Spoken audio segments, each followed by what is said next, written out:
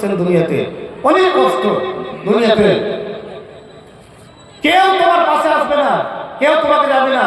তুমি যার কথাতে আজকে কুদছো আর উঠছো আর বসছো, তুমি মরে দেখো, তুমি মরে দেখো, তুমি বুঝতে পারবে কোথা থেকে এসছো তুমি, কোথায় তোমার ঘর, কোথা থেকে এসছো তুমি, কোথায় তোমার ঘর।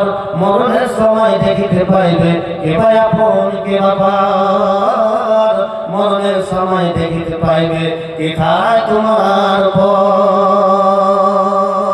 মরণের ভয়ে পালাও তুমি, মরণ তোমায় লইবে ঘিরে, মরণের ভয়ে পালাও তুমি, মরণ তোমায় লইবে ঘিরে। ওই যে দেখো শুধু আকাশ পারে, যেথায় দেখো লাগিয়েছে রে। মরণের ভয়ে তুমি পালাচ্ছ আর মরণের ভয়ে যাচ্ছ। আল্লাহ রাব্বুল আলামিন বলছেন তোমার কাছে মওতটা আসবে। আমি যে এলাকাতে থাকি সেই এলাকাতে একটা মহিলা, আল্লাহ রাব্বুল আলামিন দুনিয়াতে তাকে এরকম করে দিয়েছে বন্ধু, কতটা কষ্ট হয়েছে আল্লাহ মাফ করে দেন, আল্লাহ তাকে জান্নাতবাসী করে দেন। আমি তার গীবাত করছি না, আমি তার কথাটা এই কারণে বলছি আপনাকে, যদি কথাটা শুনে আপনার মনে একটু যদি ভয় যদি আসে, তার কারণে কথাটা আমি বলতে চাইছি। মেয়েটা আমি যখন ওখানে যাই আমার পাশের গ্রামে, আমি দেখলাম যে ওই ঘরে একটা ঘরে প্রায় 12 বছর ধরে শুয়ে আছে, 12 বছর ধরে শুয়ে আছে, হাঁটতে পারে না, চলতে পারে না, বিছানায় পেশাব, বিছানায় পায়খানা, কিছুই করতে পারে না। এমন সময়তে এই 8 থেকে 10 দিন আগে মেয়েটা যেদিন মারা গেল, প্রত্যেক দিন রাত্রে 4টার সময় উঠে, 5টার সময় উঠে, আর সারাটা রাত ধরে কাঁদে, এত কাঁদে, এত কাঁদে, এত কাঁদে। ঠান্ডার সময় কি করবে, কাঁদতে কাঁদতে কাঁদতে শুধু মনটা ধুকভুক করে উঠে, হায় রে হায়, দুনিয়া থেকে চলে যেতে হবে। বাবা গেছে, মা গেছে, ভাই গেছে, সমস্ত দাদা গেছে, সবাই চলে গেছে। আপাকে আপনাকে যেতে হবে, কবরের মধ্যে যেতে হবে। ওই জায়গাতে কেমন করে আসবে, খাটলি খেলা যখন আসবে আপনার কাছে, যখন চলে আসবে, আর আসার পরে আপনার বাচ্চাগুলো কিলবিল কিলবিল করবে, বাচ্চাগুলো পাশে আসবে, আর পাশে এসে আপনার মুখখানা দেখবে, আর ঢুকরে ঢুকরে ঢুকরে ঢুকরে কাঁদবে, বলবে আব্বা কোথায় আছো, আব্বা কোথায় আছে, একবার কথা বলো, একবার কথা বলো, আব্বা কথা বলো।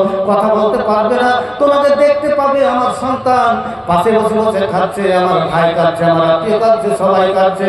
বন্ধুরে তুমি একটা জিনিস চিন্তা করে দেখো, এখন তুমি লাইটের কাছে বসে আছো, একটু পরে তুমি কবরের মধ্যে চলে যাবে, যেখানে আলো নাই, বাতি নাই, কিছু নাই, এমন অন্ধকার ঘরে থাকতে হবে। ভাবতে পারিনি, মনে মনে একবার মনে মনে হতো, আল্লাহ রাব্বুল আলামিন তুমি তৈরি করেছিলে, আল্লাহ এত সুন্দর করে তৈরি করেছিলে, মাবুদ তুমি কেন মৃত্যু দেবে, আল্লাহ কেন মৃত্যু দেবে? কিন্তু আবার যদি এটা যদি বলি তবে এটা খেলাফ হয়ে যায়, আল্লাহর যেটা কানুন সেটা কানুন হবে। সুতরাং সত্য প্রত্যেকটা মানুষকে যেতে হবে। সুতরাং একটু ভালোকে ভালো, খারাপকে খারাপ, এই মন্ত্রতে এই কথাগুলো বলে যান। বিশ্বনবী জনাব মুহাম্মদ রাসূলুল্লাহ সাল্লাল্লাহু আলাইহি সাল্লাম মৃত্যুর সময়তে মৃত্যু যন্ত্রণায় ছটফট ছটফট করছে, চোখের পানি টপ টপ টপ টপ করে পড়ছে। বাবা চলে গেল, মা চলে গেল, কত লোককে দেখলাম সবাই চলে গেল, কবরের মধ্যে চলে গেছে। না জানি অন্ধকার কবরে কেমন আছে, কি অবস্থায় আছে, কেউ কাউকে জন্য দোয়া করতে পারে না, দেখতে পারে না। একবার গিয়ে কবরটা খুলে দেখবো, এরকম দেখার মতো সাহস হয় না। একটু অন্ধকার কবরে যেখানে কেউ থাকবে না, শুধু আপনার কাছে আপনার আমল থাকবে, কেউ থাকবে না। বিশ্বনবী জনাব মুহাম্মদ রাসূলুল্লাহ সাল্লাল্লাহু আলাইহি সাল্লাম বললেন যে কবরটা এমন একটা ভয়ঙ্কর জায়গা, কবরটা এমন একটা জায়গা যে জায়গাতে যাবে সেখানে কেউ থাকবে না, কেউ থাকবে না, কেউ থাকবে না। মনের মধ্যে একবার এমন করে ভয় হয়ে যায়, হায় রে, আজকে মানুষের কাছে বেঁচে আছি, মানুষের কাছে মানুষ ভালো বলছে, না জানি কখন যেন কবরের মধ্যে চলে যাব। কেউ আর ডাকবে না, কেউ আর কথা বলবে না, কেউ আর ডাকবে না, ও বাবা এসো, এক মুঠ চা খেয়ে নাও, এক মুঠ ভাত খেয়ে নাও, কেউ ডাকবে না। সভাপতি কথা বলবে না, কেউ কথা বলবে না, দুনিয়া থেকে সবাইকে চলে যেতে হবে। সুতরাং ওয়াল হাসাদা ফাইনাল হাসাদা ইয়াকুলুল হাসানাতু কামা তাকুলুন নারু হাকাম। আপনাকে বেশি কিছু আমি বলতে চাই না, বেশি কিছু আপনাকে বলতে চাই না।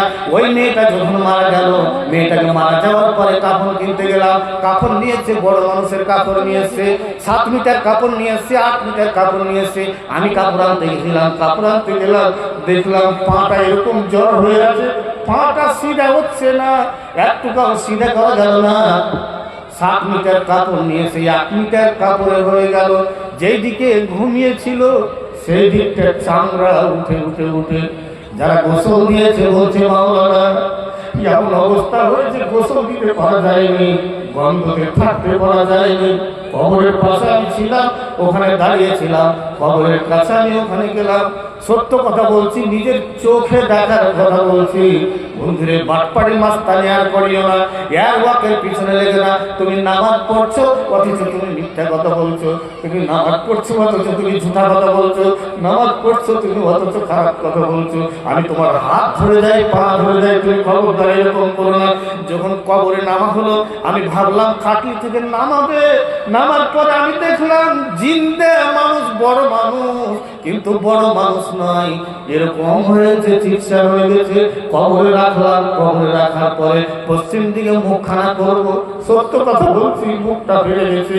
যখন কবরের কাছে থেকে দাঁড়িয়ে দাঁড়িয়ে গেছি, নিজের চোখে ঘটনাটা দেখলাম। যদি না দেখতাম তো বিশ্বাস করতাম না।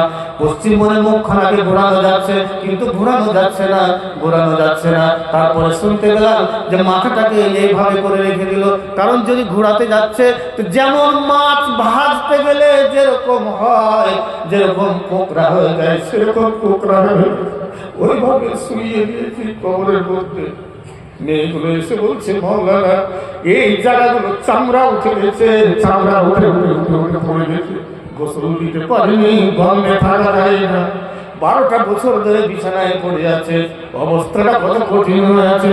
আল্লাহর কাছে দোয়া করি সবারই, আল্লাহ রাব্বুল আলামিন যেন আপনাকে আমাকে যেন হেফাজত করে, আল্লাহ রাব্বুল আলামিন যেন সেই কবরের আযাব থেকে যেন মুক্তি করে দেয়, আল্লাহ যেন আপনাকে আমাকে যে কবরের আযাব থেকে যেন মাফ করে দেয়। তবে আপনাকে আমি বুঝাবো কি করে? এর চেয়ে তো বেশি বুঝার ক্ষমতা আমার নাই। আল্লাহ রাব্বুল আলামিন আপনাকে আমাকে যেন বুঝার জন্য তৌফিক দান করেন। তবে নামাজ পড়ুন, ভালো কাজ করুন। নামাজ পড়বেন আবার আপনি অন্যায় করতেই থাকবেন, অন্যায় করতে থাকবেন, এটা তো ঠিক না। আর এরকম